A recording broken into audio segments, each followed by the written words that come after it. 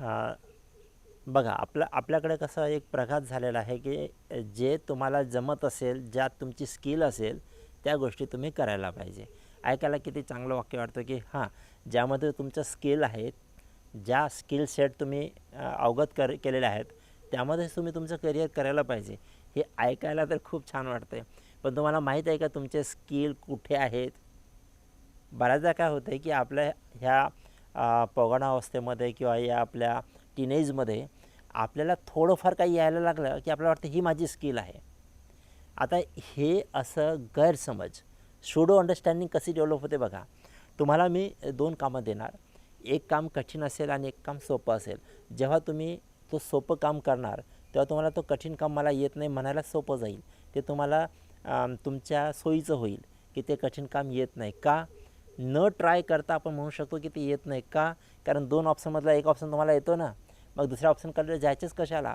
तर आपल्या अभ्यासाच्या बाबतीमध्ये हेच होतं. आपल्या कानावर वारंवार सिनेमातून, सिरियलमधून, लोकांच्या बोलण्यातून एक गोष्ट कानावर टाकली गेलेली आहे. कोणती?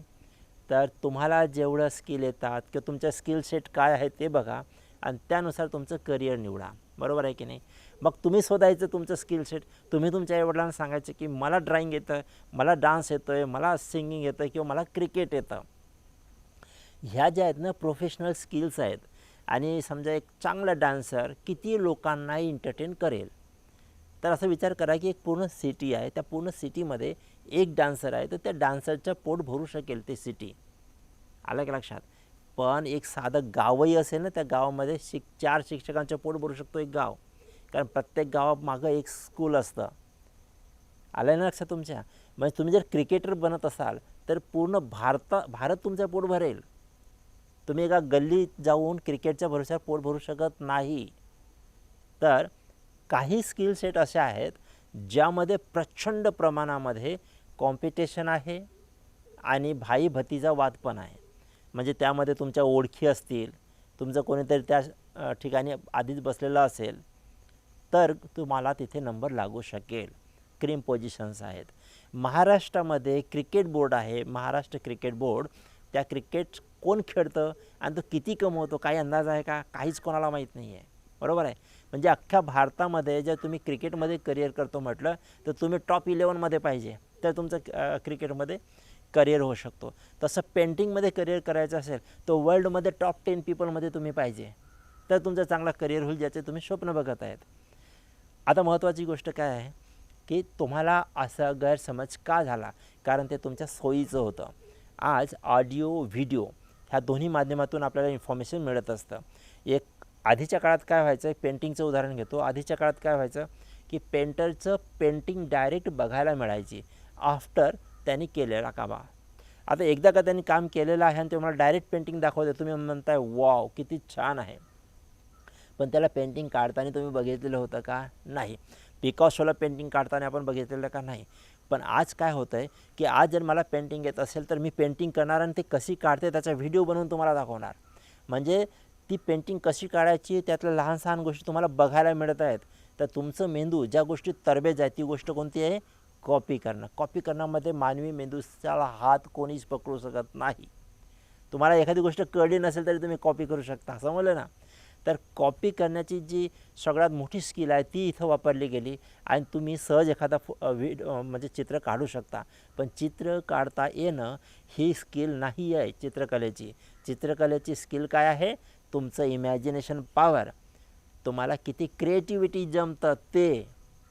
फोटो काढणं हा काही त्यातलं स्किल नाही आहे. ठीक आहे ना? पण तुम्हाला ह्याचा गैरसमज होऊ शकतो का? कारण तुम्हाला तुमचं रेग्युलर अकॅडमिक शिक्षण आहे ते खूप कठीण जात आहे. तुम्ही तिकडे लक्ष देऊ इच्छित नाही. ते तुमच्या कम्फर्ट झोनच्या बाहेर आहे. तुम्हाला कम्फर्टेबल काय वाटतं? हे पेंटिंगचं. का वाटतं माहिती आहे? तुम्ही जर फिजिक्सचा अभ्यास केला, तुम्ही केमिस्ट्रीचा अभ्यास केला, तर त्यात तुम्हाला चेक करून लगेच सांगणार कोणतरी, तुला जमलं नाही, तुला 8 मार्क्स आले, तुला 4 मार्क्स आले. पण इकडे ड्रॉइंगमध्ये असं कोणी सांगणार आहे का? नाही. इथे तुम्हाला सहजच अरे वाह! खूप छान, अरे वाह! खूप छान असं म्हणणारे लोक आहेत. तर तुम्हाला कम्फर्टेबल कुठं वाटेल आणि तुमचं गैरसमज कसा वाढला? कारण टेस्टिंग प्रणाली तुमच्या छोट्या गोष्टीसाठी नव्हती. आलं लक्षात? तुम्ही डान्स करताय, तुम्हाला डान्स येतो, 4-5 लोकं बघतील आणि त्यांना आवडेल तुमचा डान्स. तुम्हाला वाटते मी डान्सर आहे. पण त्या डान्समध्ये असलेल्या मास्टर लोकांनी तुमचा डान्स बघितला आहे का, त्यांनी तुम्हाला मार्क्स दिले का, नाही. पण एज्युकेशनमध्ये काय होते, तुम्ही वर्गात जाता, तुमची टेस्ट होते, तुमचे मार्क्स बघितले जातात 10पैकी 5, मग तुम्हाला वाटतं आपण 50% आहोत. इथे जाणीव करून दिली जाते की तुम्हाला मार्क्स कमी पडत आहेत, तुम्ही अभ्यास करा, तुमचं स्किल कमी आहे. पण बाकीमध्ये होतं आहे का, नाही. मग तुमचा गैरसमज होतो, मला हे येतं, मला ते येत नाही. बघा, आपण जन्मल्याबरोबर कुठल्या प्रकारच्या सेट ऑफ स्किल्स घेऊन जन्माला आलो नाही. एकदम रॉ जन्माला आलो आपण. आणि मग जसं जसं आपण आयुष्य पुढे गेलं, आपल्याला अनुभव येत गेले, आपला इन्व्हायरमेंट मिळत गेला, तसं तसं आपली एक एक स्किल आपण घेतली, तयार करून घेतली. आपण जे ॲक्सेप्ट केलं ते आपण तयार केलं मनाने. ओके, आता पुढे काय झालं की आजची परिस्थिती अशी आहे की जगण्यासाठी नुसतं अन्न, पाणी, वस्त्र एवढ्याच गोष्टी आपल्याला गरजेचं नाही आहेत, निवारा एवढ्याच गोष्टी आपल्याला गरजेचं नाही आहेत, तर जगासाठी इतर गोष्टी जास्त झाल्या.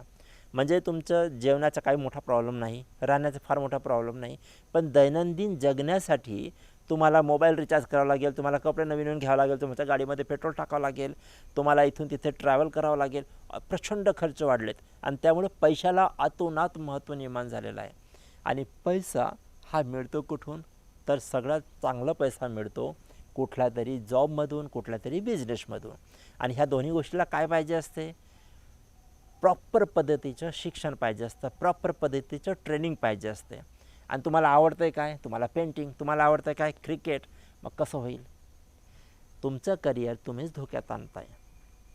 तुम्ही आज एकटे आहेत, तुम्ही म्हणू शकता की आज मला माझी चॉईस ही आहे, मी माझ्या चॉईसने जगणार आहे, पण तुम्ही आयुष्यभर एकटे राहणार आहेत का. आज तुम्ही एकटे आहेत, पण उद्या तुमचे आईवडील तुमच्यावर डिपेंड राहणार आहेत, परवा तुमचं लग्न होईल, तुमचे मुलं बाळं होतील, तुमचा परिवार तुमच्यावर डिपेंड राहणार आहे, तुमच्या एकट्याच्या निर्णयाने सगळ्यांची राखरांगोळी होणार आहे. लक्षात येतं आहे का. अरे साधं टी व्ही घ्यायचं असेल ना, तरी मी विचारतो माझ्या मित्रांना, तुझ्याकडे कोणती टी व्ही आहे, ही टी व्ही चांगली चालते का, ती टी व्ही चांगली चालते का, कोणती घ्यायला पाहिजे. आणि जेव्हा तुमचं करिअर डिसाईड करण्याचा विचार येतो की तुम्ही सायन्स घ्यावं, आर्ट घ्यावं, काय घ्यावं, त्यावेळेला हे एक्सपर्ट लोक येऊन तुम्हाला काय सांगतात, बेटा तेरे मन में जो होगा वही कर. हे असले पागलपंतीवाले जे एक्सपर्ट असतात ना, तेच आपलं राखरांगोळी करत आहेत आयुष्याची. म्हणजे आपल्या मुलाचं भविष्य ठरवण्यासाठी तो बिचारा लहानसा बाळ स्वतःच ठरवणार. जे 10वी-12वीला आहे तर तेवढासा लहानसा बाळ स्वतःच ठरवणार. आणि या मोठ्या मोठ्या लोकांना साधा टी व्ही घ्यायचा असेल, मोबाईल घ्यायचा असेल तर 10 वेळ मित्रांना विचारणार. बरोबर आहे की नाही. म्हणजे तुमचं सत्यानाश करण्याचं काम कोण करते माहीत आहे, एक्सपर्ट. कुठल्या इंडस्ट्रीचे एक्सपर्ट घ्या, ते तुमचं सत्यानाश करण्यासाठी बसलेले आहेत. Because you follow them and the industrialist follow them. म्हणजे इंडस्ट्रीज त्यांच्यावर नजर ठेवून आहे, आणि त्यांना कळलं की यांना 100 लोक फॉलो करतात, ते त्यांना पैसे देतात आणि सांगतात तू यांना हे फॉलो करायला लाव. कारण गणित पैशाचं आहे. तो एक्सपर्ट असू दे, पुजारी असू दो, देव असू दे, कोणी असू दे, पैशाचा जिथे विषय आला ना, तिथे त्या पैशासाठी काम करावंच लागतं. इथं काही वाईट मानण्यासारखं काही नाही आणि चांगलं मानण्यासारखं काही नाही. You have to work for the money. Experts are working for the money, not for you, not for your welfare. Is that clear. तो एजुकेशन पे ही ध्यान दो.